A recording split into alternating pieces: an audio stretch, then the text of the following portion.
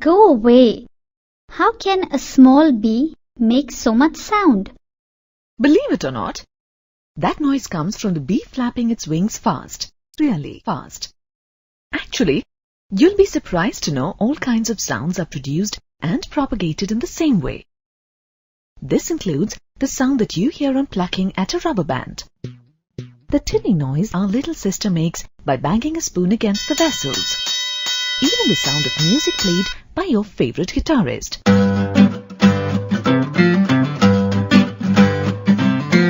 Really? That's interesting. Tell me more. In this lesson, you will learn about production and propagation of sound and the characteristics of a sound wave.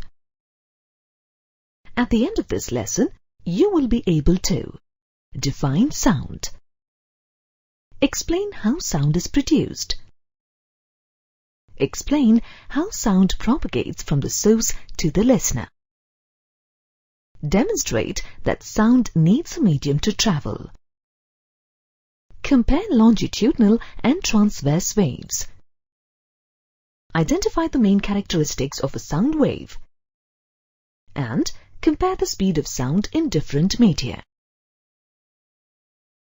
Let's start with what sound is. Sound is a form of energy that produces a sensation of hearing in our ears. You mean like heat?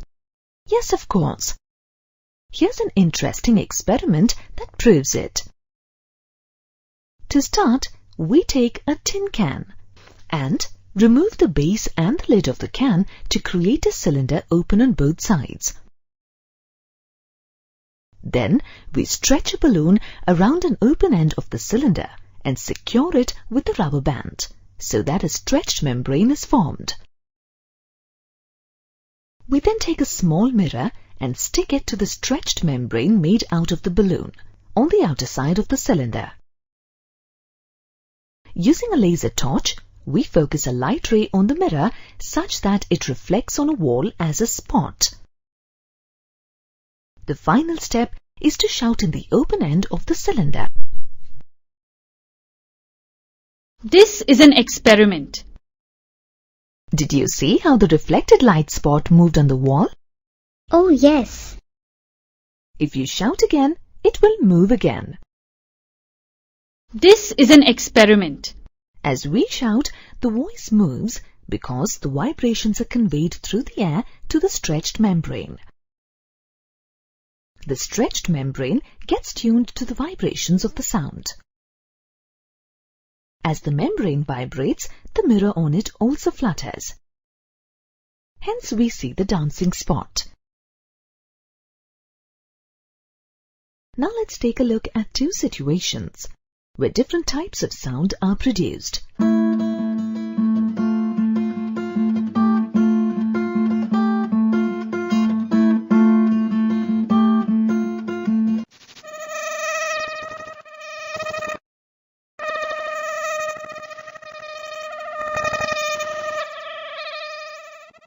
What was common in both the cases where sound was produced? There was a to and fro motion of the parts of the bodies when they produced sound. This to and fro movement of an object is called vibration. Sound is produced due to vibration of objects. In the case of the guitar, it is the vibration of the strings that produced the sound. The buzzing sound is produced by the rapid vibration of the wings of the bee. Really? It's a little difficult to believe. Well, let's verify whether it is true through an experiment that should help convince you. Let's take a bell and ring it. Do you hear that sound? This ringing sound is due to the vibration of the bell's gong. Now, suspend a table tennis ball with a string to a stand. And then gently bring the ball in contact with the ringing bell. You will be able to see the ball flicker away from the bell and start swinging. This is because the bell is vibrating. This confirms that the sound of the bell was being produced due to vibrations. What is the difference between the sound emitted by a lion's roar and the sound produced by the rustling of leaves?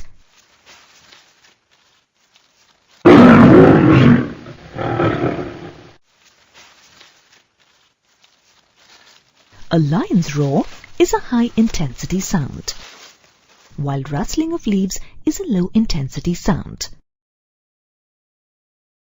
Intensity of sound is the amount of sound energy incident per unit time per unit area. The sound intensity is normally measured in watt per square meter. To reach your ear, sound needs to propagate from the source to you through a medium. A medium is the matter through which the sound is transmitted. A medium can be liquid, solid, or gas. So how does sound travel? Do the particles in the medium travel from the source to the listener? No, not really. To understand the process of the propagation of sound, let's analyze what happens when we cause a vibration to produce sound. Now, let's see. What happens when we stretch a rubber band and plug it in the middle? The air particles of the medium, which are in contact with the vibrating rubber band, that is, the source of sound, are first displaced from their state of rest. These displaced air particles displace their neighboring particles and then come back to rest in their original positions. Thus, now another set of particles of air between the vibrating rubber band and the listener are in a state of vibration. These particles vibrate in a direction parallel to the line joining the rubber band and the listener. They in turn displace neighboring particles before returning to a state of rest. This process continues until the sound reaches the listener. As you can see, particles of the medium do not move from the source to the listener, but it is the disturbance in the particles that is carried forward to the listener. This kind of a disturbance is called a wave.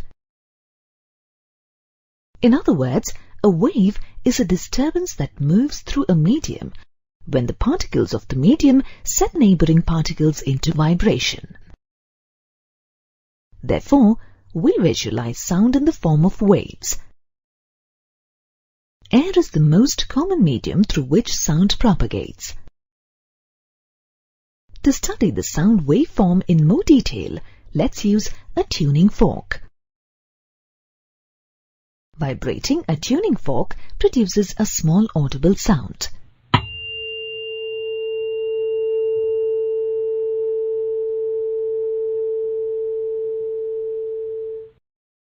Vibration involves to and fro motion of the prongs of the fork about a fixed point.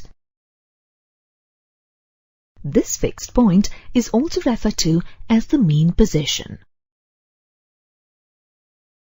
The vibrating prongs of the tuning fork push and compress the particles in front when moving towards the outer direction, creating a region of high pressure.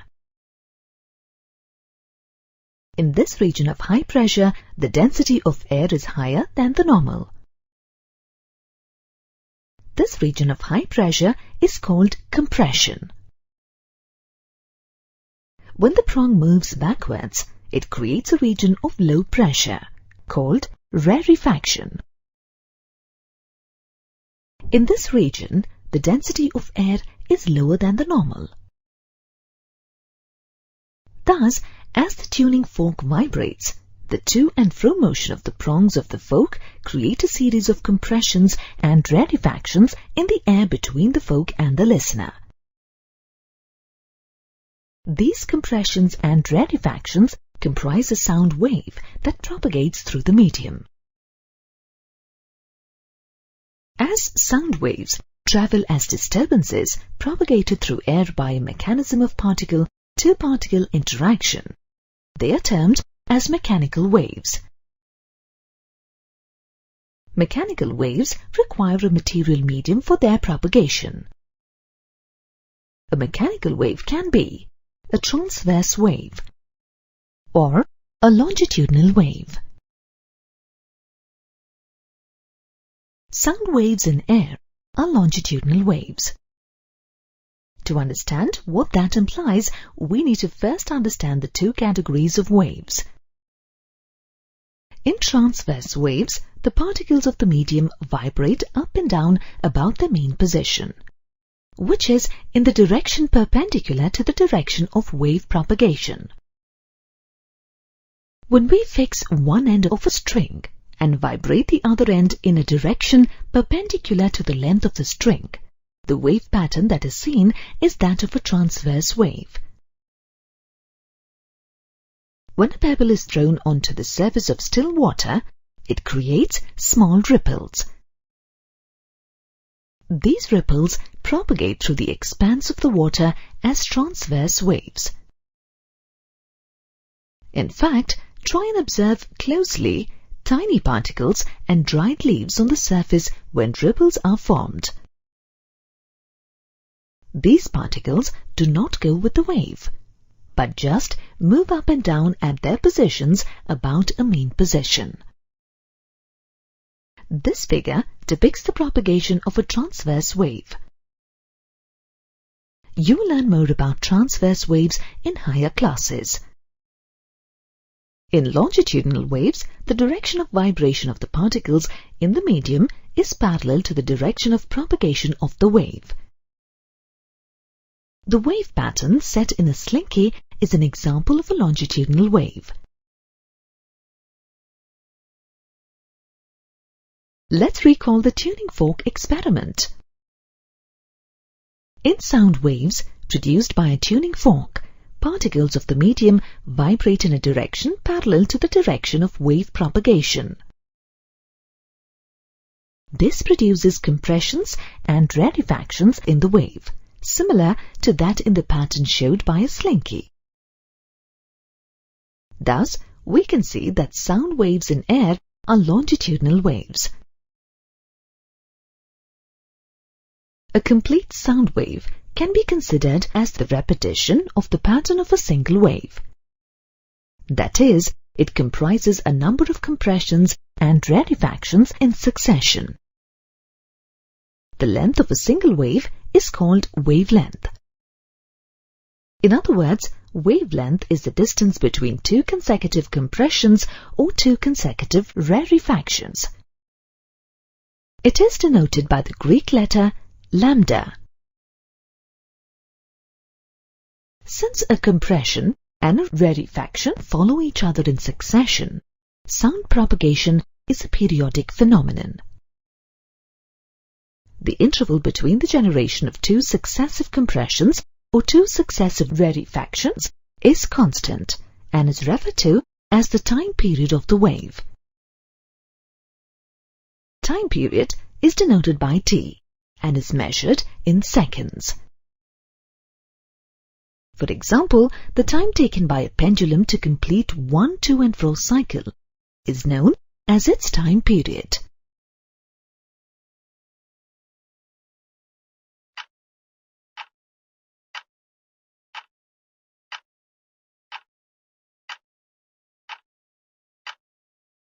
All of us have heard a clock tick. It ticks once every second and maintains the time period. The ticking of a clock once every second is the frequency of the clock. Frequency of sound is the number of waves produced in unit time. It is denoted by the letter N and is measured in hertz. Since the clock ticks once per second, its frequency is 1 hertz. Let's see how frequency relates to time period. The relationship between frequency and time period can be expressed as N is equal to 1 divided by T, where T is the time period. Thus, if the time period of a wave is 1/10 of a second, then we get 10 waves in 1 second. The frequency of this wave is 10 Hz. Ouch! Yes, that hurt, didn't it? But listen to the cooing of this pigeon.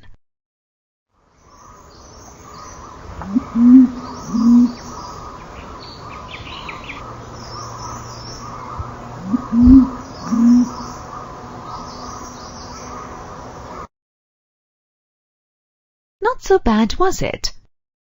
Why do you think the effect of both the sounds on our ears is so different? Well, because our ears are not used to loud noises. That's true too. The technical explanation, though, is related to a concept called pitch of sound.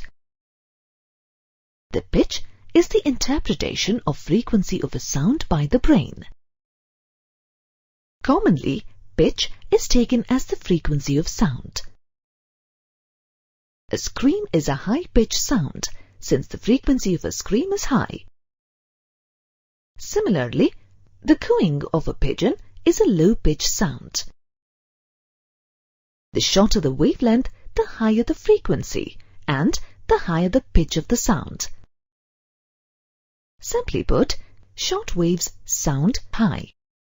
Long waves sound low. Let's listen to some music.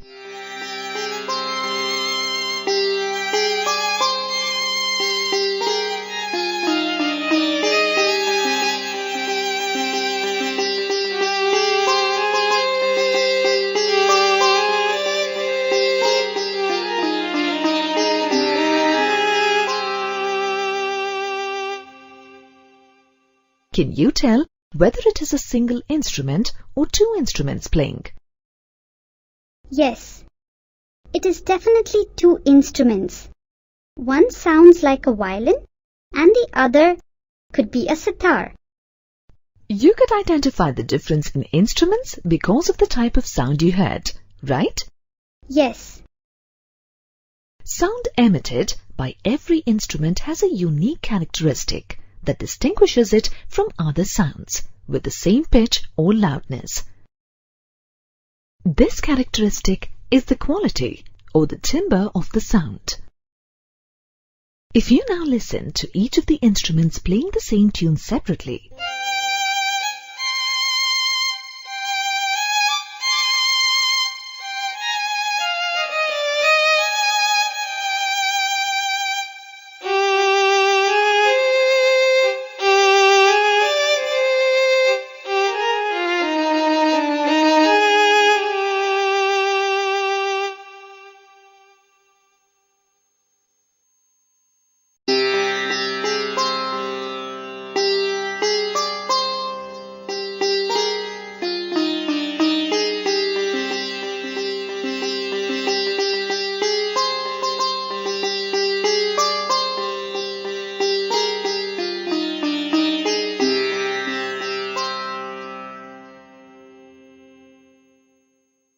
here you can make out the difference in quality of both the sounds. Sometimes when you switch on your computer, you hear a long beep indicating a boot-up error. Listening carefully, you make out that this beep is a uniform sound. This beep sound has a single frequency. Thus, the sound wave shows uniformity. This is an example of a tone. A tone is a sound wave of single frequency. The man on the left seems to be listening to some good music. Proper mixture of frequencies results in a pleasant sound or note, which we term as music or musical note. Thus, a note is a sound produced due to a blend of several frequencies. If a note is not pleasant to hear, it's simply called noise.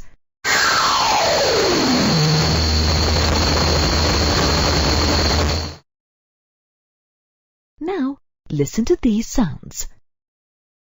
Can you hear me? Can you hear me? What was the difference? One sound was loud and the other was very soft. What makes these sounds different? It is a characteristic called amplitude. The loudness of a sound depends on its amplitude. Amplitude of a sound wave is the maximum displacement of the vibrating particles from their mean position. It is represented by the letter A and depends on the force with which an object is vibrated. Greater the amplitude, louder the sound head, and lesser the amplitude, the lower the audibility of the sound. Listen to these two sounds produced by the same drum.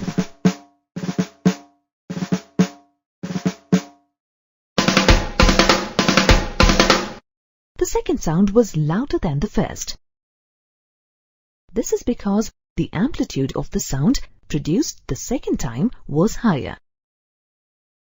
A loud sound can travel across a larger distance because it is associated with high energy.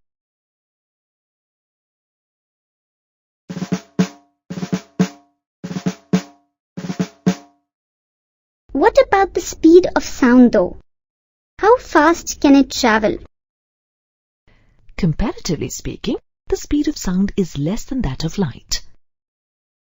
If you notice, on stormy days, we see the lightning first and then hear the thunder.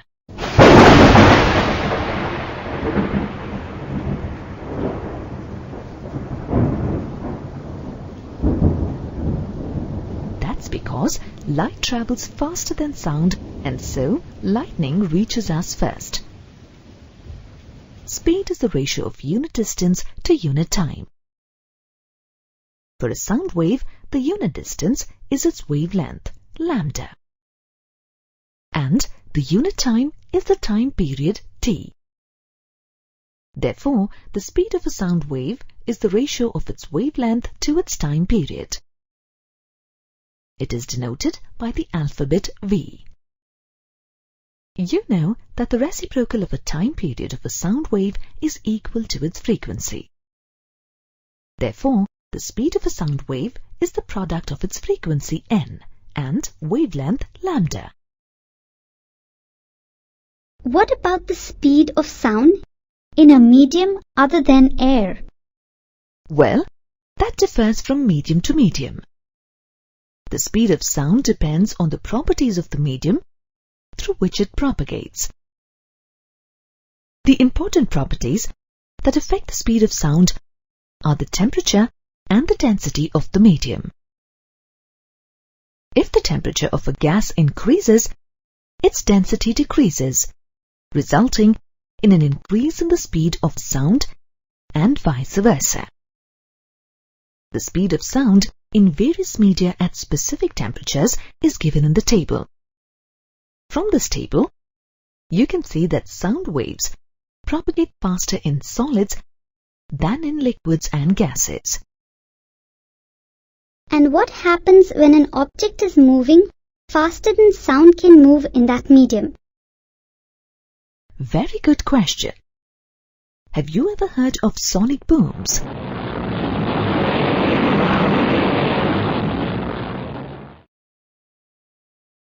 When an object is traveling at a speed greater than the speed of sound in air, it is said to be at a supersonic speed.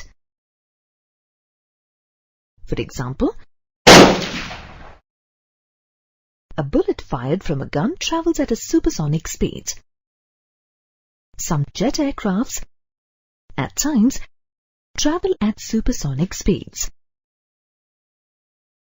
When an object, like a jet aircraft, travels at supersonic speed, it produces shock waves in the surrounding air. These waves carry enormous energy. This energy is propagated in the form of a sharp and loud sound called the sonic boom.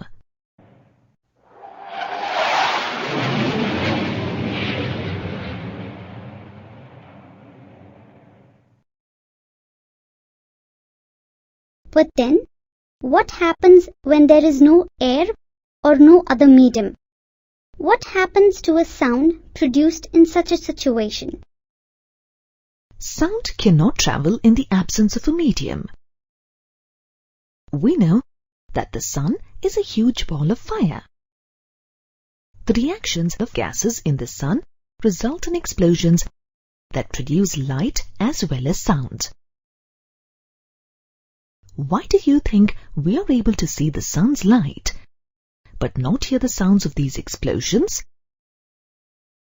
Because sound needs a medium to travel. We just said that sound needs a medium to travel. Let's verify this through an experiment. We take an electric bell and fit it in an airtight glass bell jar.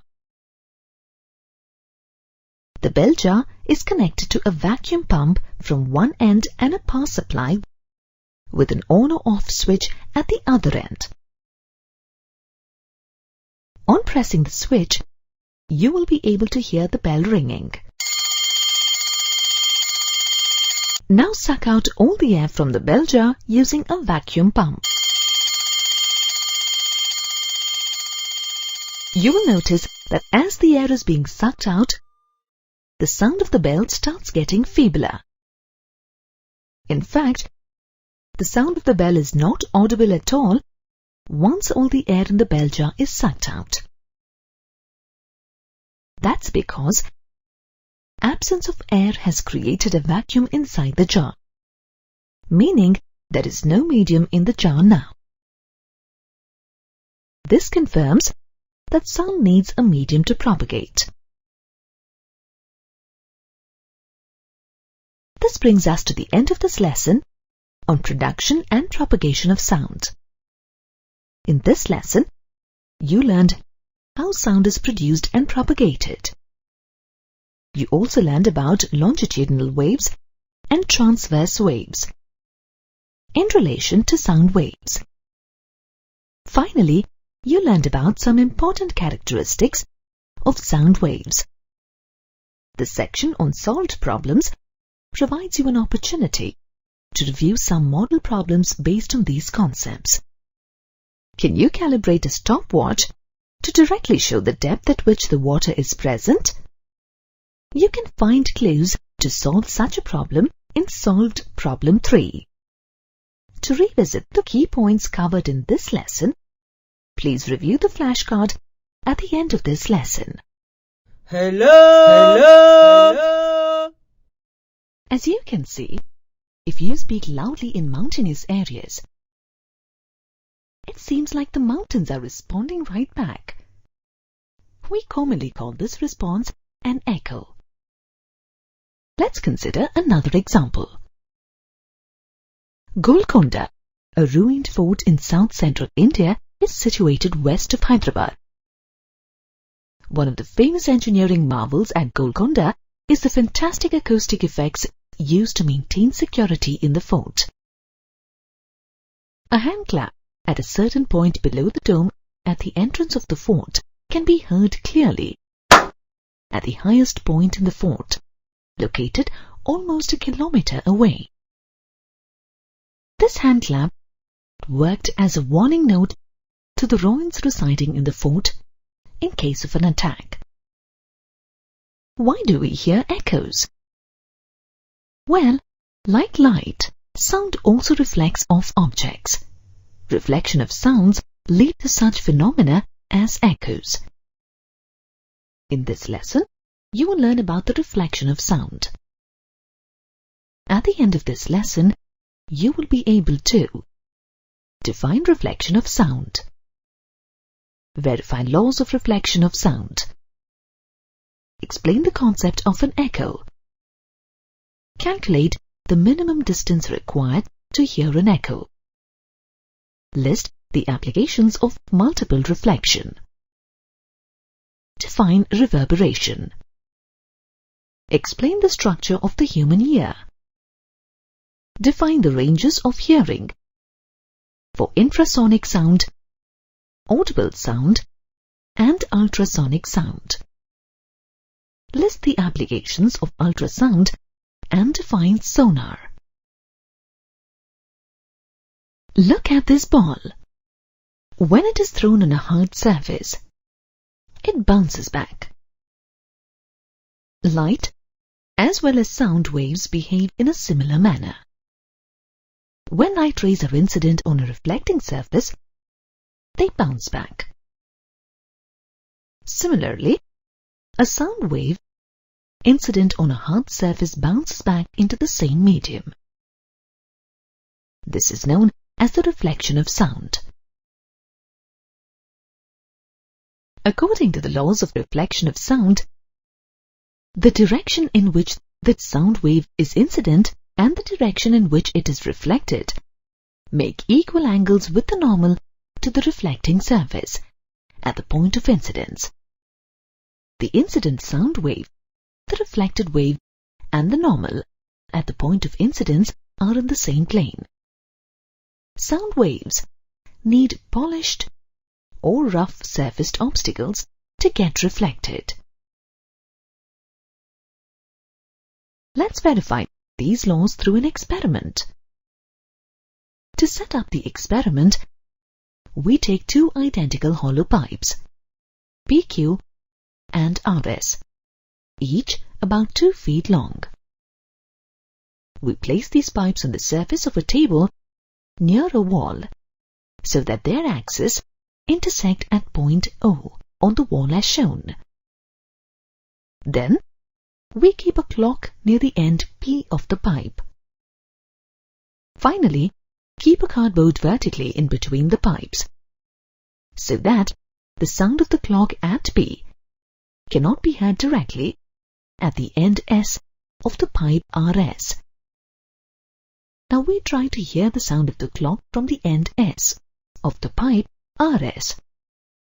The angle of the pipe RS can be changed by tilting it in a horizontal plane about the point O. The sound is very feeble, isn't it? That's a little better. Wow, that's quite clear, right? Oh ho, this angle is not so good. The sound has become feeble again. A feeble ticking sound can be heard through the pipe RS in random positions. Fix the position of the pipe RS at the angle where the loudness of the sound heard is maximum. Let's now measure the angle between the axis of the pipe PQ and the normal to the wall at the point O. This is the angle of incidence, I, for the incident sound wave. Now, we'll measure the angle between the axis of the pipe, RS, and the normal to the wall at the point O. This is the angle of reflection, R, for the reflected sound wave. You can see that the angle of incidence is equal to the angle of reflection. Now, try changing the orientation of the pipe, RS, by tilting it vertically. The audibility, that is, the loudness of the reflected sound, decreases. This is because, when tilted vertically, the plane of the reflected sound wave is different from the plane of the incident sound wave. In this situation, only parts of the reflected sound wave pass through the pipe RS. This confirms that the incident wave, the reflected wave, and the normal all lie in the same plane. We already saw what happens when you shout in an open air in the mountains. Let's now observe this boy shouting into a well. This is an experiment. Did you hear that? That was the boy's voice reflected back from the water in the well. In our daily lives, we call this sort of a reflection an echo. Thus, an echo is repetition of sound that results as a reflection from a surface. Here's an interesting fact about the origin of the word echo. According to Greek mythology, Echo was a nymph who had the job of talking incessantly to Hera, the queen of gods, so that her husband Zeus would not get caught in his misdeeds. Hera caught on to Echo's tricks and cursed her to only be able to say what others had just said. Thus, reflection of sound can be attributed to Echo talking under the curse, repeating what you say. Hello! You may be wondering why you don't hear an echo for reflection of every sound. To explain this, let's observe a scenario where a man standing in front of a cliff shouts, "Hello." Hello! Hello! Did you hear that? There was a clear echo. Now, let's see what happens if the man moves closer to the cliff and shouts, "Hello" again. Hello! In this case, there was no echo when the man shouted. Why do you think you could hear an echo in the first position but not in the second? Try and analyze what changed in the second situation. Nothing but the distance of the man from the cliff, right? It is the distance that is making a difference. We cannot hear an echo unless the reflecting surface is beyond a specified distance from the source of the sound. In this case, it was the man shouting hello. To find out how this works, let's examine how our brain processes sound. The sensation of sound persists in our brain for 0.1 second. Therefore, to identify an echo, the time interval between the reception of the original sound and the reflected sounds should be at least 0.1 second. So, how much distance do we need between the source of a sound and the reflecting surface to be sure that we will be able to hear an echo? Let's find out. The speed of sound at a given temperature, say 22 degrees Celsius, is 344 meters per second. Consider the echo produced by shouting on a cliff. Let d be the distance between the source of sound, in this case, the man, and the obstacle, in this case, the cliff. The distance travelled by the sound wave from the source to the obstacle and back to the source is equal to 2d. To hear the echo, the duration in which the reflected sound travels back should be at least 0.1 second. Therefore, by using the expression of speed, the distance travelled by the sound wave is equal to the product of the speed of the sound and the time for which a sound persists in our brain. On substituting the values and simplifying, we get the distance is equal to 17.2 meters. Therefore, the minimum distance required to hear an echo is 17.2 meters. Note, this distance will change with the temperature of air, as the speed of sound changes with the temperature of air.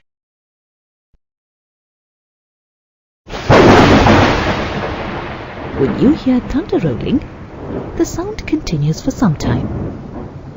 The rolling of thunder is due to the successive reflections of sound from a number of reflecting surfaces, such as the clouds and land. This is called multiple reflection of sound. Thus, multiple reflection of sound is the successive reflection of sound from various reflecting surfaces. We find many useful applications of multiple reflections of sound in our daily life. A doctor using a stethoscope to give you a checkup is a very common sight. A stethoscope uses the principle of multi-reflections to help the doctor hear your heartbeat. Let's take a look at how it works.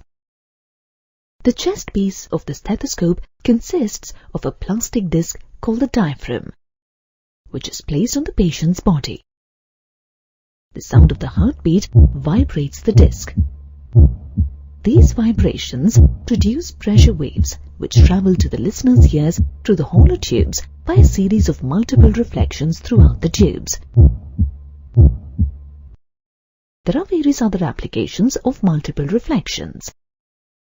Megaphones, horns, and musical instruments like trumpets are designed to magnify amplitude of the sound and reflect and propagate sound waves in a particular direction.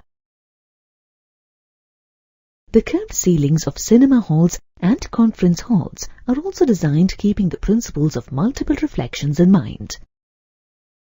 The curve in the ceiling ensures that the sound is reflected to all the corners of the hall, so that there is an even distribution of sound.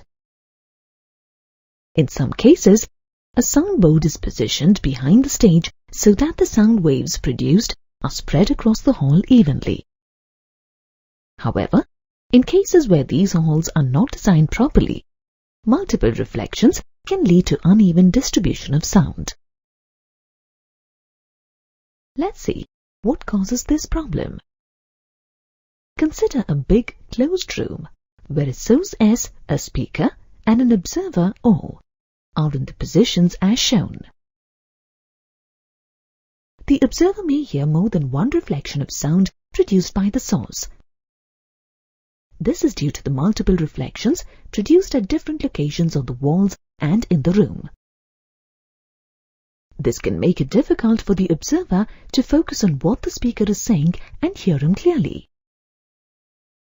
The reflected sound is heard until its intensity is reduced to a value where it is no longer audible. Finally, the sound fades off completely. Thus, the observer hears the sound produced by the source persistently till it fades away beyond audibility. This phenomenon of persistence of sound in a closed enclosure, due to the multiple reflections of sound in an enclosure, is called reverberation. Reverberation is generally minimized in auditoriums by covering the walls, the ceiling, and the flooring using sound-absorbent material like cardboard, thick curtains, and fiber. Sound as a concept would not exist for us if we could not hear it, right? Therefore, an explanation of the reflection of sound is incomplete without a look at the mechanism that enables us to hear, the human ear. The ear converts audible sound waves in air into electric impulses that reach the brain, enabling us to hear. Here, you can see the structure of the human ear. The human ear is categorized into three main parts: the outer ear, middle ear, and the inner ear. Let's see how these parts work together to produce the sensation of hearing. The outer ear, called the pinna, allows sound waves to pass into the ear through the auditory canal. At the end of this canal is the eardrum or the tympanic membrane. When a compression or rarefaction reaches the eardrum, it pushes or pulls the eardrum inward or outward respectively due to the pressure on the outer side of the membrane. The middle ear is comprised of three bones: the hammer, anvil, and the stirrup. These bones amplify the vibration and transmit the pressure variations of the sound waves to the inner ear. The inner ear is comprised of various parts, including the cochlea and an auditory nerve. The cochlea converts the pressure variations into electrical signals. Then, these signals are transmitted to the brain through the auditory nerve. These electrical signals are interpreted by the brain as the appropriate kind of sound. Hearing aids help us compensate for any shortcomings in our hearing capabilities. So, how does a hearing aid work? A hearing aid is a battery-operated device that receives sound waves through a microphone. This microphone converts sound waves into electrical signals, which are amplified by an amplifier. The amplified signals are sent to the speaker of the hearing aid. The speaker converts them into sound waves and sends them into the ear at a volume that the ear can clearly hear.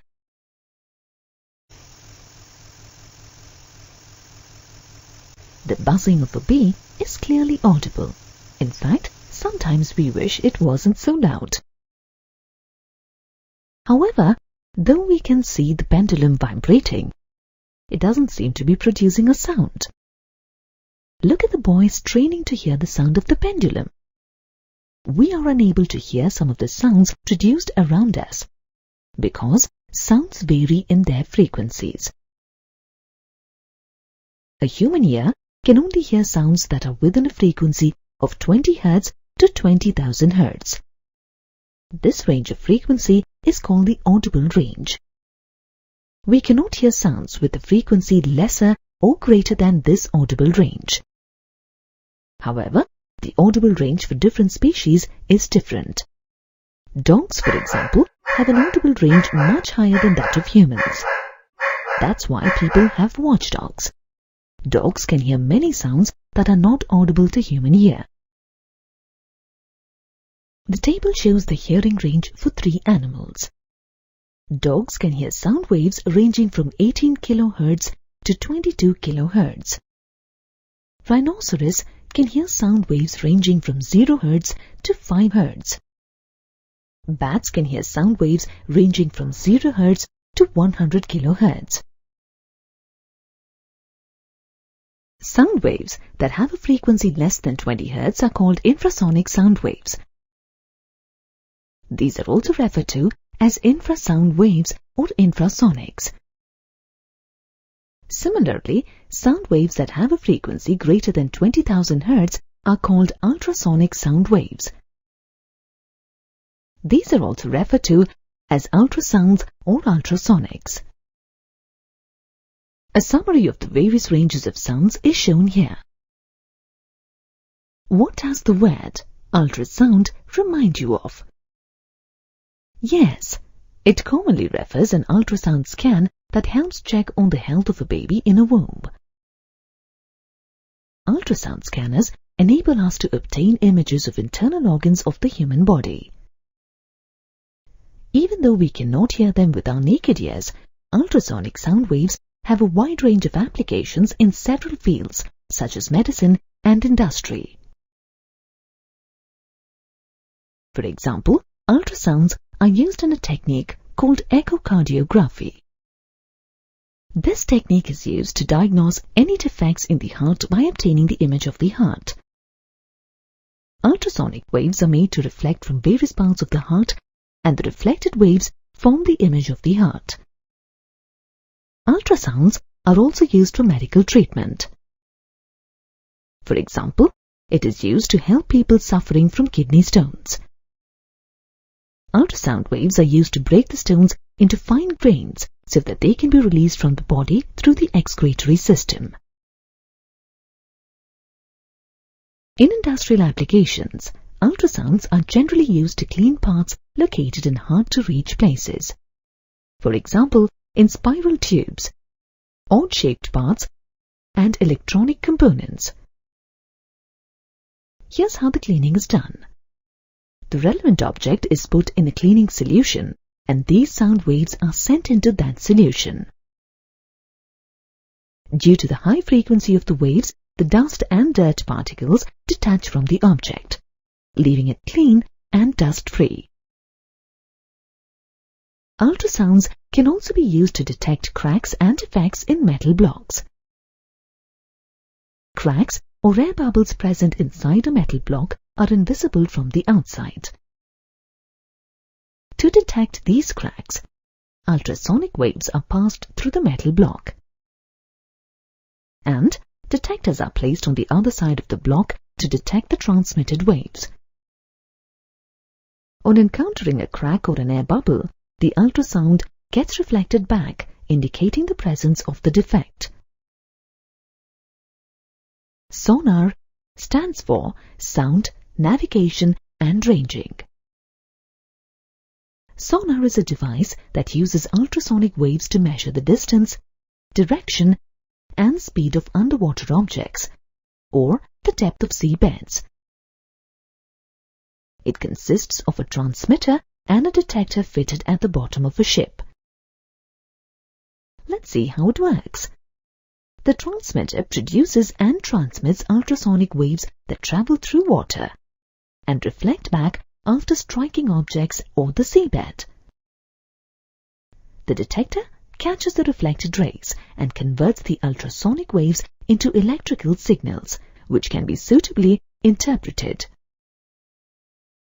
The distance of the object that reflected the sound wave is calculated using the speed of sound in water and the time interval between emission and reception of the ultrasound. This technique is useful in determining the depth of the sea and to locate underwater hills, valleys, submarines, icebergs, and sunken ships. Let's consider an example where we use this technique to determine the depth of the sea. Let the distance from the ship to the seabed be d. The sound wave sent to the seabed has to travel twice the distance from the ship to the seabed. That is, from the transmitter to the seabed and back to the receiver. Twice the distance d is equal to the product of the speed of the sound wave in water, v, and the time interval between emission and reception of the ultrasound. Thus, the depth of the seabed is equal to half the product of speed of the sound and the time interval. Here is an example of a species that uses its personal sonar to obtain its food. A bat emits high-pitched ultrasonic squeaks that hit the obstacle or the prey and reflect back to the bat's ears. Based on the reflections received, the bat is able to determine the nature and location of its prey. This brings you to the end of this lesson on reflection of sound. In this lesson, you learned how reflection of sound results in echoes and reverberation. You also learned about applications of reflection of sound and the working of the human ear. The section on solved problems provides you an opportunity to review some model problems based on these concepts. To revisit the key points covered in this lesson, please review the flashcard.